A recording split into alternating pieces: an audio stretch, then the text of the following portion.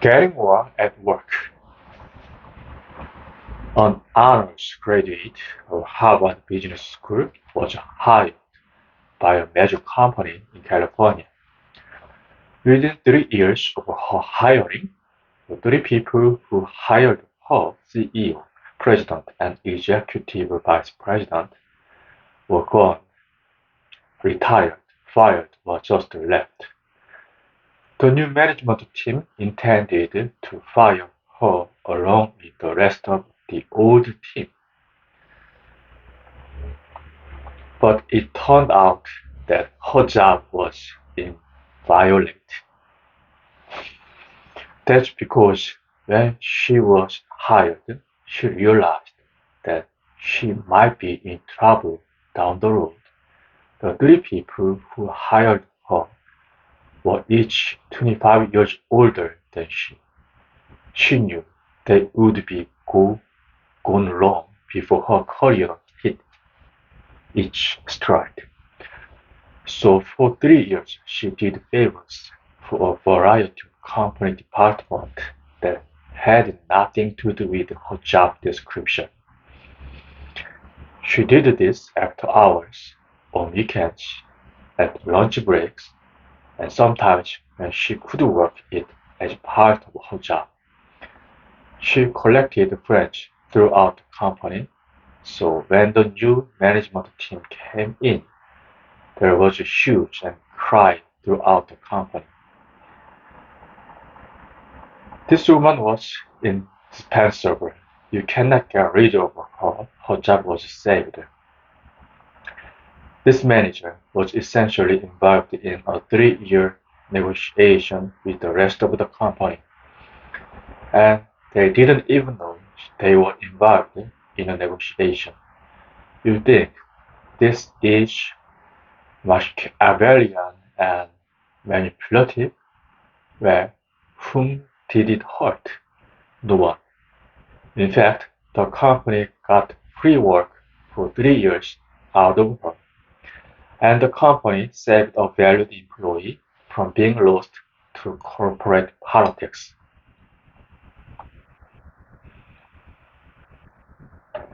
Relations between employers and employees are getting more difficult. The traditional trade-off was that employees would contribute their loyalty, skill, and time in return for job stability and a living wage. Unions sought to codify that. In recent years, however, the balance of power has clearly shifted toward employers in most areas. In such an environment, savvy negotiation skills are critical. I tell my students who are having a hard time with prospective employers on job interviews. This is the nicest thing they will ever be to you. So if there's a problem now, watch out. The market is crowded with job advice. Say this, wear that, ask this, prepare for that. The problem with much of this advice is that it is intended to be applied to every situation. But as noted throughout getting more, one size does not fit all. Effective negotiation is situational, so the most important thing to do regarding jobs is to understand the other party and to understand the people who influence the other party. Only then can you develop a negotiation strategy for a given situation. That means you may have different negotiation strategies for different people in the same firm. It takes more work, but it is much more precise and effective. The goal is to make yourself more valuable in the company organization.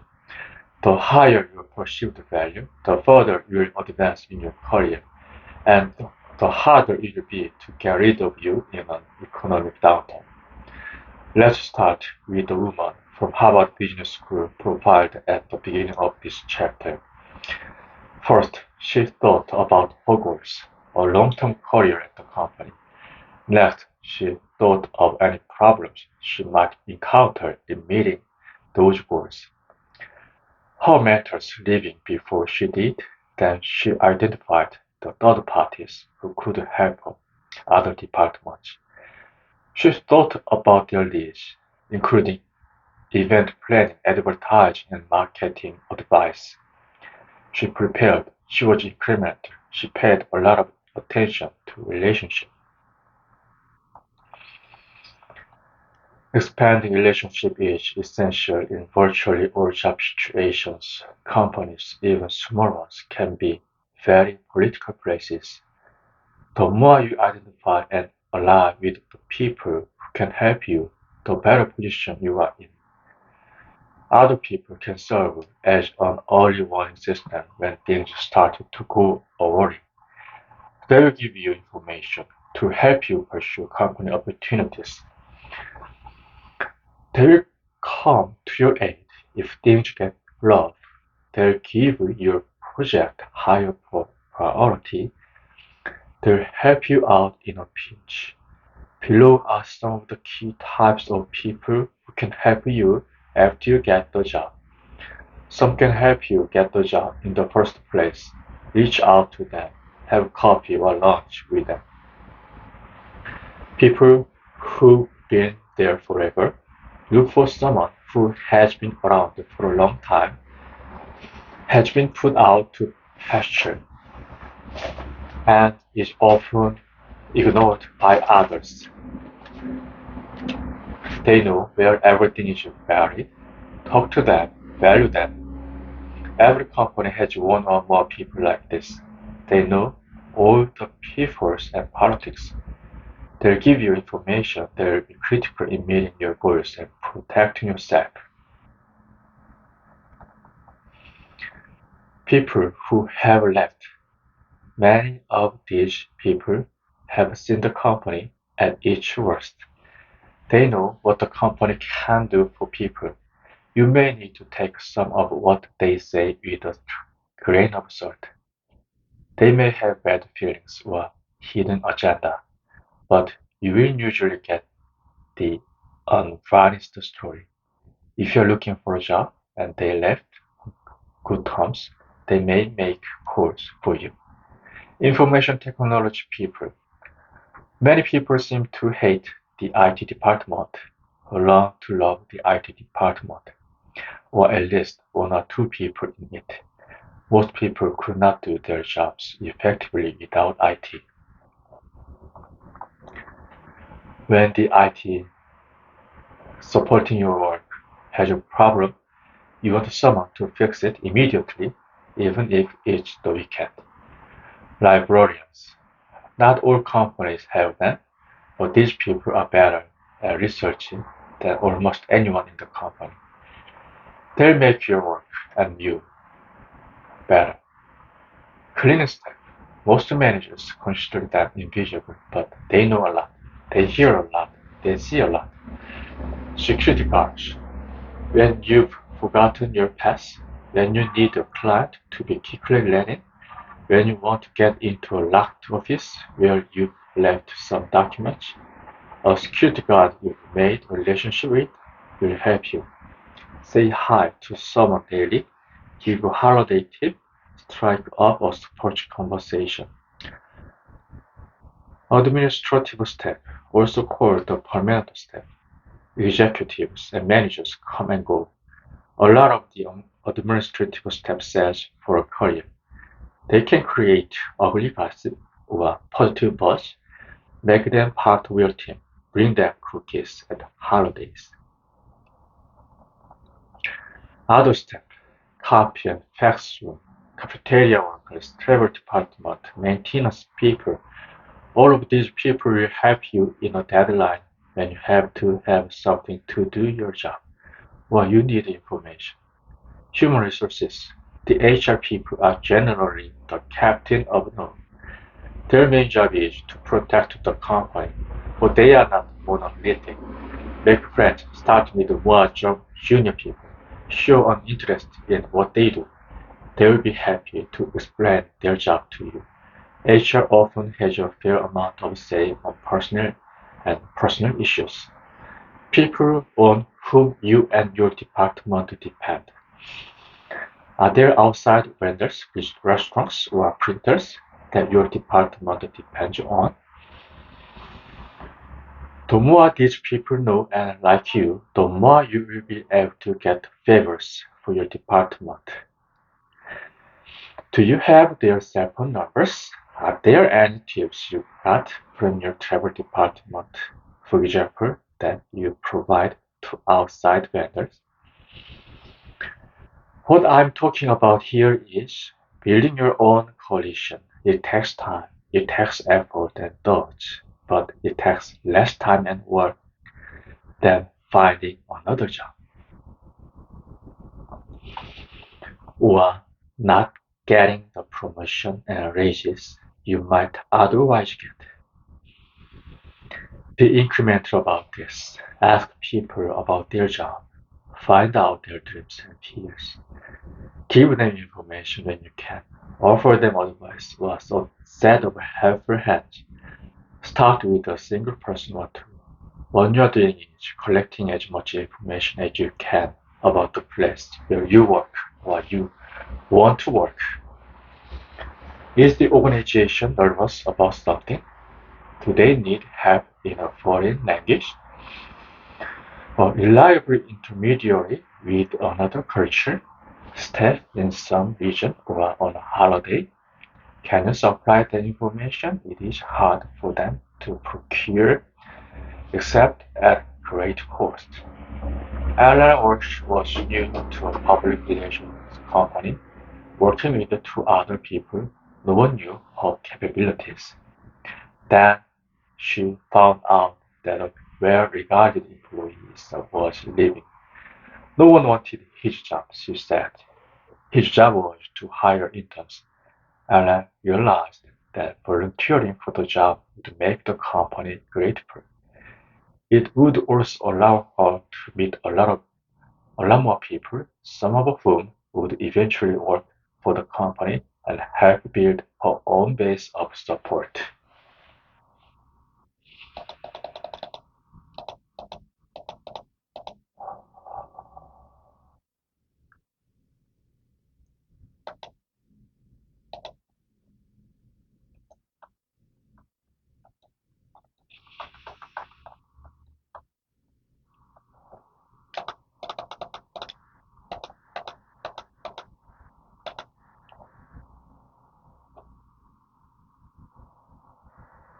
Specific successes.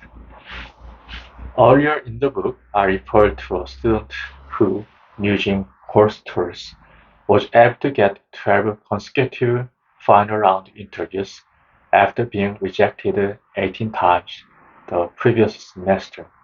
How did he do it? First, the student, Mahur Trivedi, found out more specifically the needs of each firm and department to which he was applying.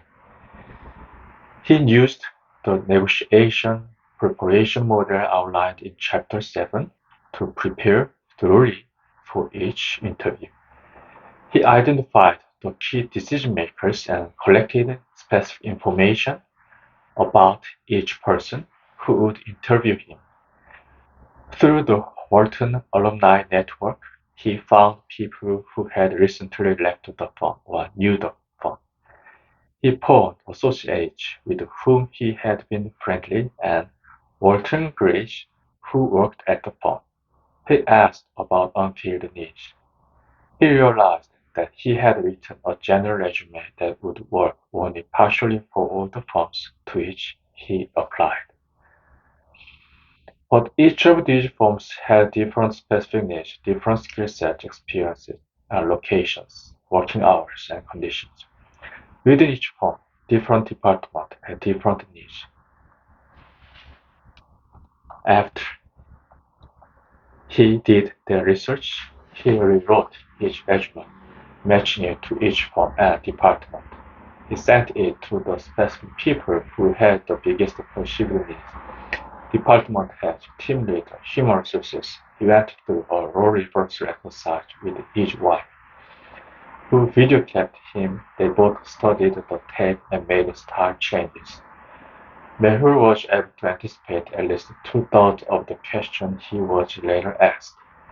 He showed in each case how he met or exceeded the firm's standards, and he worked to make human connections in all cases. The results were astounding, he said. In many cases, he was invited back for final round interviews, even before the first round interviews was concluded. He said he had initially been skeptical of the course models, noting that the people were at least half the reason why a firm reached agreements, and that the substance was at most 10%. But his experience proved the model's validity. He said his chosen job was as a stock analyst, and he picked his firm before all the interviews were complete. Still, he said the tools he learned can be applied to any situation. And he has applied them in the 13 years since. Mel's approach was tailored specifically to each situation. That is how one gets good jobs. I look at hundreds of resumes a year, and almost no one writes a resume reflecting any meaningful research about our enterprise. Mehul's experience has been replicated time and again by my students. When Gaurav Tiwari applied to work for a major technology firm in Silicon Valley, he knew exactly which two departments he could benefit most and why. He asked people he knew to email reference letters to relevant interviews. He had the firm's hiring standards down-coded, including quotes from each mission statement, and sure enough, he got the job. He is now a principal at Highland Capital Partners in Boston. Even in tough economic times, there are lots of ways to get in the door. Ija could not get a job at a venture capital firm in Silicon Valley because he didn't have a startup experience, but he learned the company was very interested in internet porn technology in which he had expertise. So I offered free consulting, he said. Once inside the firm, you are in the information flow. You learn about opportunities. Volunteers often become employees. The firm used his work on technology and market analysis in an investment they were considering. He perfectly positioned himself for when the firm decided to invest, and at the least he built his resume. After a few months, the firm started to pay him. He turned it into a similar job in his native Shanghai. Even after the door is closed, try a second and third time, he said, provided them with a specific solution. It takes time, but it works. Some people cannot afford to give up their time without pay. Perhaps you can do this in lieu of a second job. Well, on weekends, the key is to be persistent and to continue to find creative ways to get in the door. Marcus Aurelius was rejected by the International Finance Corporation, the investment banking arm of the World Bank, for a job in Cairo. After the rejection, he asked the IFC why he was turned down. He was told that a senior IFC official didn't think he had the required technical skills, so he wrote a letter to his contact there, reframing his work at Wharton as 2 years of training in private equity and emerging markets. I realize that your team has made its decision regarding my candidacy, but I'm hoping you will give me a chance should this position or another become available, Mark wrote. In a tactful and humble way, but Mark went further, and this is a key step. He offered to take a test of the IFC's choosing to demonstrate his technical skills. In other words, he was persistent but not pushy. Within a couple of months, A problem developed with the other candidate. The IFPC took markup on his offer of a test. His results were great and exceeded the expectation of the skeptical senior IFPC executive. Mark was hired for his dream job and as an associate investment officer in Cairo. The negotiation tools I learned changed the way I view the negotiation process, he said. I had a framework to prepare. It enabled me to be firm without damaging the relationship.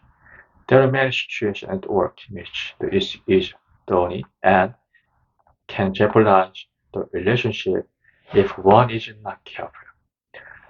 Many people just don't attempt the negotiation and get less. But with the use of the strategies in getting more, you can do the negotiation with far less risk. Besides, identifying common interests. You can find common enemies if you can find something both parties are against. It can strengthen the bond and reframe the entire situation. Alexandra Romansenko, a director of clinic information in the pharmaceutical industry, wanted to change his annual performance review from met to exceeded. He had just received the company's annual clinical innovation award, a big emblem of his value, but it was announced after his review, so it had not been counted. It's hard to get people to change a decision they have made. In this case, Alex thought his boss would simply say, well, we'll include it next year. So Alex reframed the situation. He asked his manager why annual reviews had to be submitted before all the data were in.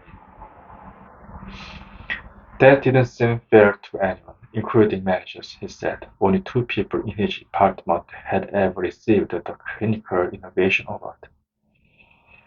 Surely, if his manager had known about this, Alex said, his evaluation would have been higher. Alex showed his boss how they were both disadvantaged by the system.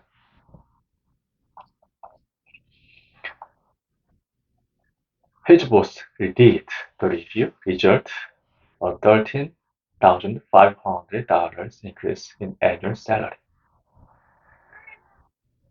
Another strategy to gain more at work is to reduce their perceived risk. A U.S. Air Force energy manager did not want to proceed with a $14 million solar energy project proposed by Honeywell for Luke Air Force Base in Arizona. The Air Force manager told Ranjit Hopal of Honeywell that she had bad experiences with energy service companies. Ranjit immediately said, if I were in your shoes, I would feel the same. This validated the manager's perception, provided an emotional payment, and made her more interested in listening. Ranjit then differentiated his project from her past experiences using references and evidence. He proposed an incremental start, only $200,000 for the renewable energy part of the $14 million project. This reduced perceived risk further, and Ranjit said a senior Honeywell officer would show up for the dedication. Failing her efforts, she agreed. The test was successful, and now the whole project is being done. It took careful planning, multiple tools, and much sensitivity to the other party. Simply by asking people about their fears, you can often get the information you need to persuade them. But Hughes lived far from a bar review course location. He wanted to do the self-study option at home. It was more expensive, and his law firm opposed self-study courses, and was told that some new associates who previously took the self-study course failed the bar exam. But Ben decided to mitigate the firm's perceived risk, unfounded one. So he noted to the firm's managers that he had worked at the firm for 2 summers already. "You know me pretty well," he said. "Don't you think I would study well on my own?" He also noted the firm's policy of being flexible with employees' standards. The firm agreed to the self-study and the extra $600 cost. By now, it should be clear that a key negotiation skills is asking questions. Finding the perception and pictures in the other person's head and finding out about the situation. That Mark thought he was worth more to his new employer than the $85,000 he had been offered if in a bad economy. This is the kind of conversation that needs to be in person. So Dak went to Portland, Oregon to talk face to face with the head of the company. I started the conversation not about salary. Dak said I started with his vision for the company. I asked him how he saw me fitting into that vision. As the CEO answered and saw more clearly the match with Dak, Dak's perceived value began to rise for the CEO. When the CEO finally asked Dak for his salary range, I asked him what standard he was thinking about. Dak said, the CEO said he was willing to pay the money that Dak and his wife needed to maintain their lifestyle. This was a great standard. Dak told him that figure was $120,000. The CEO said yes. Dak then asked if equity was possible if he made a significant difference to the organization. CEOs like to hear people talk like this. They sell on 3 to 5% to start, adjusted upward in 2 to 3 years if performance indicated it. So Dak received a 41% increase in salary and equity by asking for more information and using it to increase its value in the eyes of the CEO. Although he has since left the company for a private equity firm, Dak has maintained his relationship with the CEO and retained stock in the company. Another student, an attorney from Brazil, wanted a promotion to senior attorney when he went back to his law firm after a year of study in the United States. But salaries and positions were frozen due to Brazil's economic crisis. The attorney met with the senior partner of the firm over lunch. First, he asked the partner about his kids and the prospects for the firm. The partner talked a lot about the firm and his expectations. The attorney said, every time the partner mentioned an expectation, the attorney nodded his head and said he was committed to doing that. But by the end of the lunch, the attorney had been made a senior attorney. Christopher then, a physician, was trying to position himself as a marketing consultant for a medical products company. The project leader did not know what my skill set.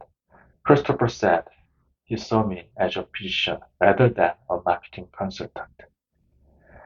Instead of trying to sell the project leader, Chris asked questions. He asked the project leader about his goals and skills that were needed. He asked the project leader to describe his problem, vision, standards. While late in the conversation, did I match my qualification to his comments? Only late in the conversation did I match my qualification to his comments, Chris reported.